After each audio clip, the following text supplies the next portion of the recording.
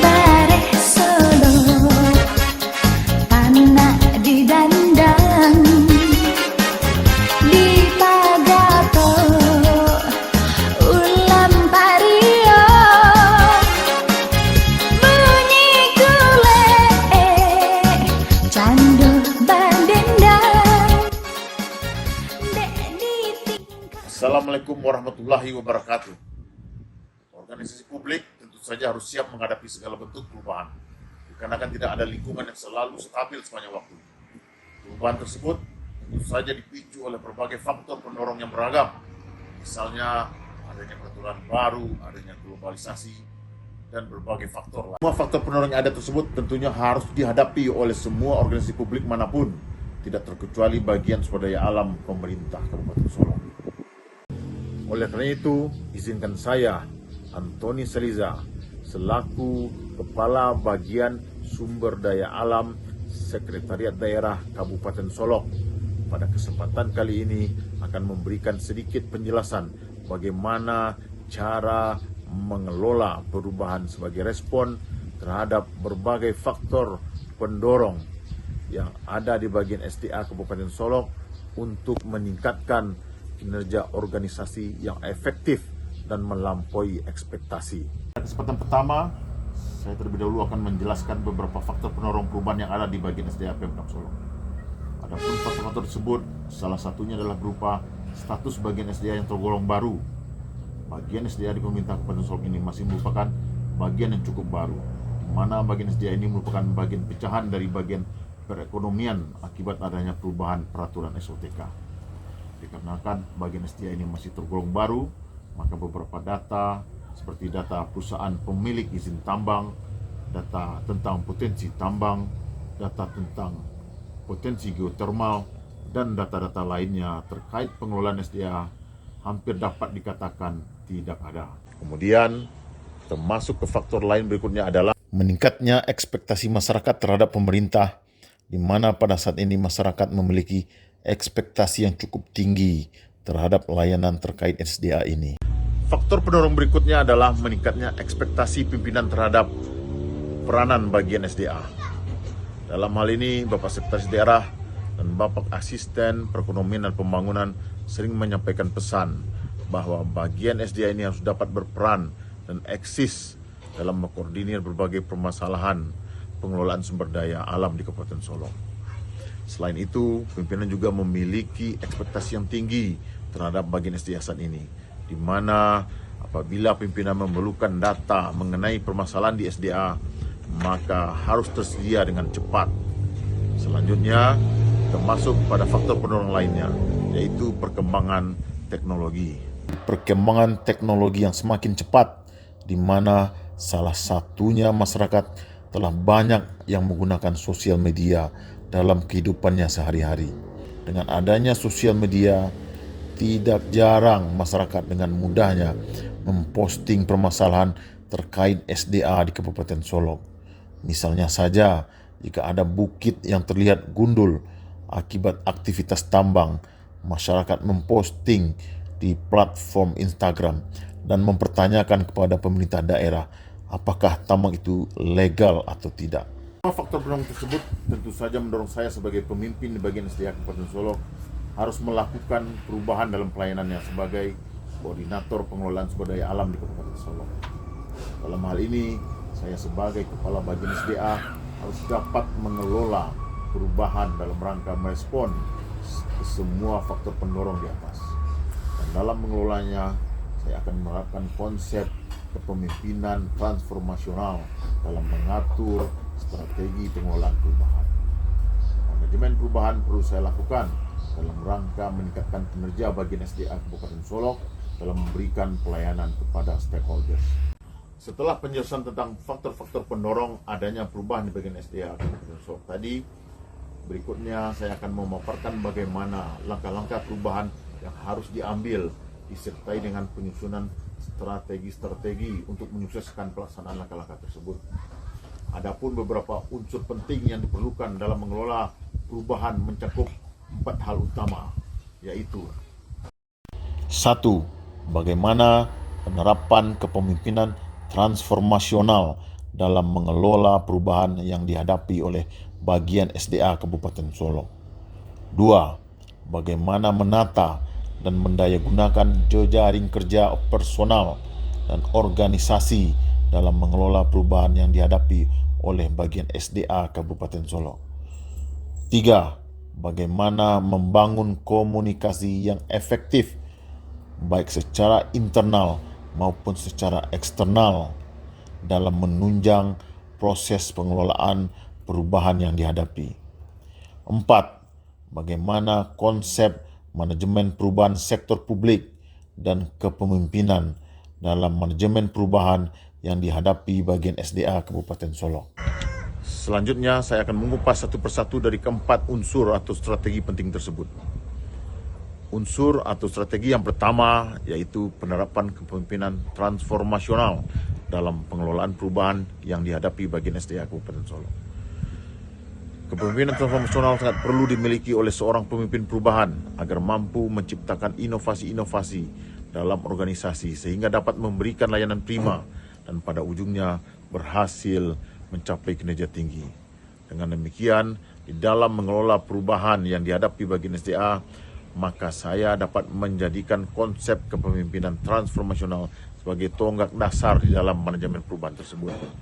Dalam hal ini, saya selaku kepala bagian SDA dapat menjalankan prinsip-prinsip kepemimpinan transformasional untuk mengelola perubahan, di mana prinsip-prinsipnya adalah sebagai berikut.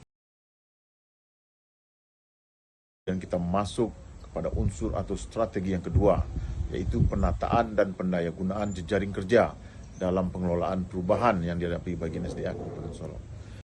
Langkah pertama adalah menentukan masalah yang akan dipecahkan dan tujuan dari jejaring kerja yang akan dibangun atau ditata.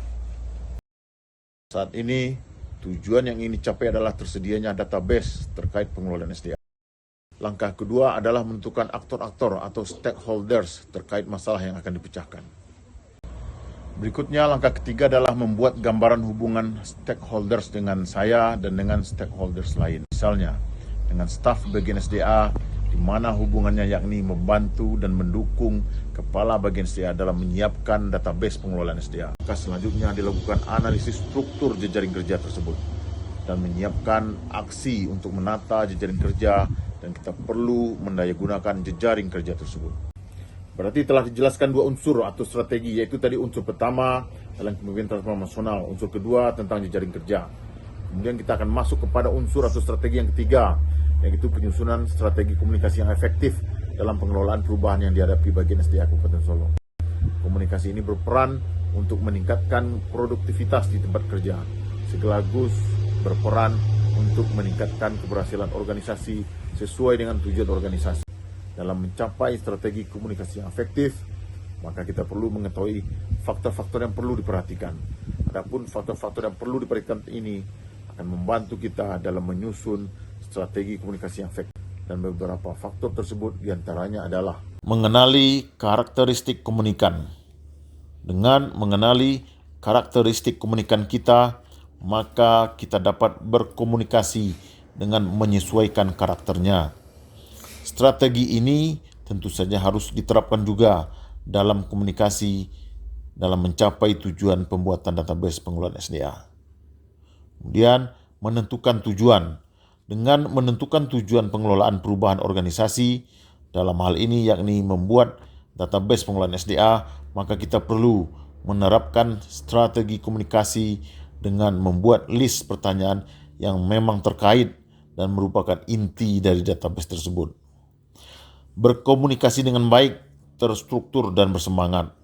Di dalam berkomunikasi, kita harus menyampaikan pesan kepada komunikan secara terstruktur dengan baik, bahwa di mana pada intinya kita menjelaskan kondisi di mana kita membutuhkan data terkait izin-izin tambang yang telah dikeluarkan oleh pemerintah provinsi misalnya, sehingga komunikan dapat memahaminya dengan baik juga. Kemudian kita akan masuk pada unsur terakhir, yaitu unsur keempat, konsep manajemen perubahan sektor publik. Unsur yang paling penting dalam menghadapi perubahan ini adalah merancang konsep manajemen perubahan. Perancangan konsep manajemen perubahan ini menjadi sangat penting karena suatu perubahan yang tidak dikelola atau di-manage dengan baik dengan manajemen perubahan, maka berpotensi mengalami penolakan, resistensi, maupun kegagalan mencapai target waktu dan hasil yang diinginkan tidak tercapai.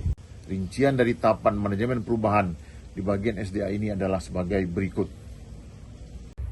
Tahapan manajemen perubahan di atas harus dijalankan dengan penuh optimis dan dengan menggunakan strategi komunikasi yang tepat dengan karakter jejaring kerja yang merupakan komunikan kita dan juga dengan melihat usianya, jabatannya. Di samping itu, pelaksanaan manajemen perubahan tersebut tentu saja harus mengedepankan prinsip kepemimpinan transformasional. Dapat disampaikan juga bahwa berbagai tahapan manajemen perubahan ini sedang saya lakukan selaku Kepala Bagian SDA Pemerintah Kabupaten Solok. Untuk menyukseskan aktivitas perubahan tersebut, maka perlu dikembangkan strategi dan rencana aksinya untuk mencapai tujuan. Adapun strategi dan rencana aksinya antara lain adalah mengajak semua staf bagian SDA terlibat dalam aktivitas perubahan ini, di mana mengajak ini tentu saja harus dengan memberikan motivasi, semangat, dan juga memfasilitasinya. Strategi berikutnya adalah berkoordinasi dengan Dinas SDM Provinsi Sumatera Barat untuk meminta data izin tambang yang telah mereka keluarkan, data potensi geopark, potensi geotermal, lalu juga berkoordinasi dengan Kementerian SDM, kemudian juga berkoordinasi dengan PT PLN terkait data masyarakat Kabupaten Solok yang telah diikutkan dalam program bantuan pasang baru listrik dan berbagai aksi-aksi lainnya yang tentu saja dengan menggunakan strategi komunikasi yang tepat dan mengembangkan sikap optimis.